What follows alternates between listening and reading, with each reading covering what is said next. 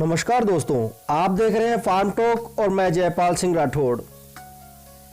90% dairy farm loss में चले जाते हैं। ऐसा जब आप डेयरी फार्म शुरू करते हैं तब आपको ऐसे आर्गुमेंट काफ़ी मिलते हैं, लेकिन आप यह नहीं समझ पाते हैं कि इसके पीछे क्या कारण रह जाता है या ऐसी क्या गलती रह जाती है जिसकी वजह से ये 90% डेयरी फार्म नुकसान में चले जाते हैं, जिनकी वजह से इन्हें बंद करना पड़ता है। आज के वीडियो में मैं आपको इसी टॉपिक पर जानकारी दूंगा। यह टॉपिक आपके लिए बहुत महत्वपूर्ण है। यदि आप नया डेयरी फार्म कर रहे हैं तब भी, या आप डेयरी फार्म चला रहे हैं तब भी ये आपके लिए काफ़ी इंपॉर्टेंट है। अगर आज आप इस चैनल पर नए हैं तो इसे सब्सक्राइब जरूर कर लें, साथ ही इस बेल आइकन पर भी क्लिक करें ताकि नोटिफिकेशन भी इसी तरीके के वीडियो की आपको मिलती रहे। चलिए शुरू करते हैं। आपने अच्छा पशुधन खरीदा, काफ़ी अच्छी रिसर्च की, इस डेयरी फार्म के प्रोजेक्ट पर भी आपने ट्रेनिंग भी ली होगी, साथ ही आपने अन्य पशुपालकों से विचार विमर्श भी किया होगा। उसके पश्चात आप नए पशु खरीदते हैं। अच्छे दुधारू नस्ल के पशु खरीदने में भी आपने काफ़ी मेहनत मशक्कत की होगी। साथ ही आप अच्छा फीड, चारा, दाना इत्यादि खिला रहे हैं। उनकी बीमारियों से संबंधित जानकारी भी आपने ले ली है। उनका टीकाकरण भी आप समय से करवा रहे हैं। दूध बढ़ाने के लिए आप फीड सप्लीमेंट भी उन्हें अच्छा दे रहे हैं और साथ ही साथ दूध भी तेजी से बढ़ रहा है। फिर भी आपका डेयरी फार्म लॉस में चला गया है, या फिर भी आपका डेयरी फार्म लॉस में जाने की आशंका है। इसका समाधान क्या हो, साथ ही साथ इसमें ऐसी क्या गलती हमसे रह जाती है, उसको हम आइडेंटिफाई कैसे करें। मैंने काफ़ी डेयरी फार्म में विजिट की है और काफ़ी डेयरी फार्म से मैं मिलता रहता हूँ। वहाँ पर मुझे काफ़ी देखने को मिला कुछ सक्सेसफुल डेयरी फार्मर्स और साथ ही साथ कुछ ऐसे डेयरी फार्मर जो लॉस में है फिर भी उसको खींच रहे हैं या फिर वो बंद कर चुके हैं। ऐसे सभी से मेरी मुलाकात होती रहती है। इन सब को एनालाइज करने के बाद मैंने एक विचार किया है, साथ ही ऐसा मैंने खुद भी निजी तौर पर अनुभव किया है कि जब डेयरी फार्मर जब नया डेयरी व्यवसाय शुरू करते हैं तब वो अच्छे दुधारू नस्ल के पशु खरीद कर लेके आते हैं। उस समय उनका फोकस यही रहता है कि अधिक से अधिक दुधारू पशु अधिक से अधिक संख्या में आप खरीद ले ताकि आपको बेनिफिट ज़्यादा हो।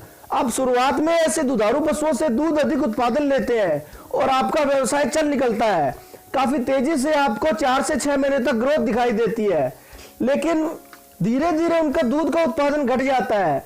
साथ ही साथ वो पशु आगे गाभिन नहीं होते हैं, या गाभिन होते हैं तो उनका इंटरवल इस तरीके से होता है कि यदि आपने 10 पशु खरीदे हैं तो उनमें से 2 या 3 गाभिन हो जाते हैं। बाकियों के साथ समस्या रह जाती है कि वो लेट गाभिन होते हैं।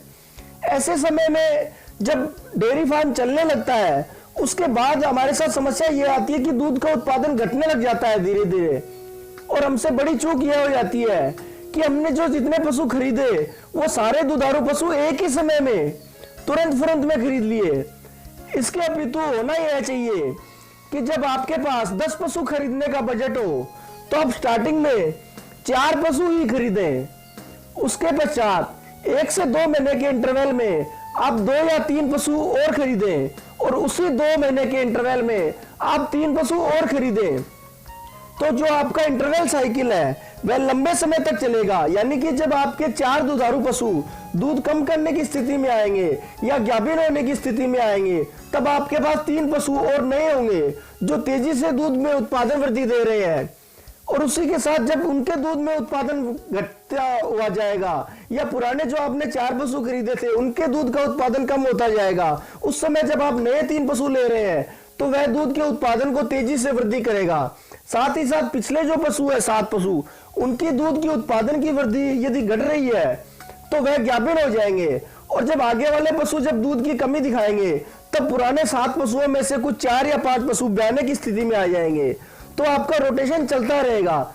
लेकिन पशुपालक गलती यह करते हैं कि सभी पशुओं को एक ही साथ खरीद लेते हैं और वो पशु ड्राई भी एक ही साथ हो जाते हैं, लेकिन गाभिन कंप्लीट पशु नहीं हो पाते हैं, जिनकी वजह से फार्म लॉस में जाने लग जाता है। साथ ही एक स्थिति और आती है कि उन 10 पशुओं के जो काफ है, यदि मेल काफ है तो उनको आप निकाल देते हैं अपने फार्म से, लेकिन जो फीमेल काफ है उनके साथ वो चिपके रहते हैं। चाहे वो फीमेल काफ किसी भी नस्ल के हो, अच्छी नस्ल के हो, दुधारू नस्ल के हो या ना हो, आपको चाहिए कि उनमें से आप चुनाव करें, कम से कम पशुओं को रखें जो फीमेल काफ हो, लेकिन जिनको रखे वह अच्छे दुधारू नस्ल के पशुओं की फीमेल काफ हो, उन्हीं को आप रखें। अन्यथा जो आपके फीड की कॉस्टिंग है वह काफी तेजी से बढ़ती जाएगी और साथ ही साथ जो आपका जो दूध का उत्पादन है वह घटता हुआ जाएगा। तो ऐसे समय में आपको मैनेज करना काफी मुश्किल हो जाएगा।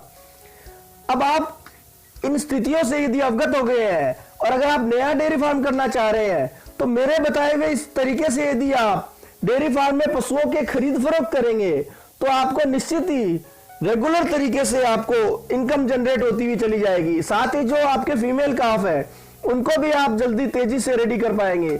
यदि आपके पास क्वांटिटी में फीमेल काफ ज्यादा होंगे तो वह स्थिति ऐसी आ जाएगी कि आप ना तो फीमेल काफ का पालन पोषण कर पाएंगे और ना ही दुधारू पशुओं को आप मेंटेन कर पाएंगे। ऐसी स्थिति में डेयरी फार्म के लॉस में जाने के चांसेस 90% तक बढ़ जाते हैं। मुझे आशा ही नहीं पूर्ण विश्वास है कि आप पशुपालकों को मेरे द्वारा दी गई जानकारी जरूर से उपयोगी लगी होगी। अगर आपको यह वीडियो पसंद है तो इसे लाइक कीजिए और अन्य पशुपालक मित्रों के साथ शेयर कीजिए। आपका कोई कमेंट हो, शिकायत हो, सुझाव हो तो वह भी आप हमें जरूर से लिखें। धन्यवाद दोस्तों।